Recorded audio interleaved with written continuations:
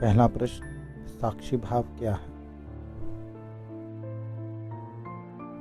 साक्षी भाव का अर्थ है कि हम दुनिया को अपने आप से अलग और एक साक्षी के रूप में देखें, जो सभी क्रियाकलापों का गवाह है। हमें यह समझने की आवश्यकता है कि हमारा असली स्वरूप आत्मा है, जो असीम है, शक्तिशाली है और शाश्वत है। जब तक हम इस सच्चाई को पहचान नहीं लेते, तब तक हम इस दुनिया के भ्रमों से मुक्त नहीं हो सकते। हमें दुनिया के भ्रमों में फंसना नहीं चाहिए, बल्कि अपनी आत्मा के असली स्वरूप को पहचानना चाहिए। जब हम ऐसा करते हैं तो हम मुक्ति को प्राप्त होते हैं, जीवन के वास्तविक अर्थ को समझ पाते हैं। कल्पना कीजिए, आप एक फिल्म देख रहे हैं। आप फिल्म में जो कुछ भी हो रहा है उसे देख सकते हैं, लेकिन आप उस फिल्म में शामिल नहीं हो सकते, उस फिल्म का हिस्सा नहीं बन सकते। आप बस एक साक्षी के रूप में फिल्म के दृश्य को देखते हैं। इसी तरह हमें भी दुनिया को एक साक्षी के रूप में देखना चाहिए, जो सब कुछ देखता है लेकिन उसमें शामिल नहीं है।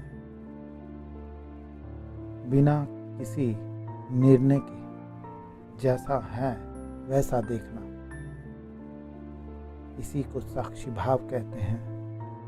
आप चाहे कोई भी तकनीक अपना रहे हों, साक्षी भाव किसी भी ध्यान साधना का आधार है।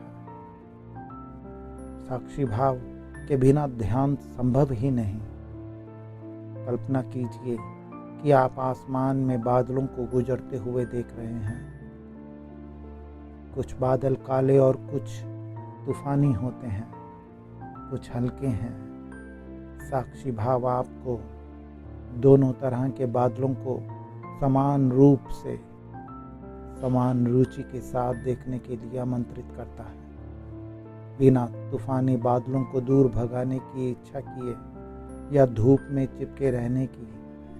ध्यान के संदर्भ में इसका मतलब कि उठने वाली हर चीज का अवलोकन करना, विचार, भावनाएं, संवेदनाएं, उन्हें अच्छा या बुरा कहे बिना, सुखद को पकड़ने या प्रिय को दूर करने की कोशिश किए बिना।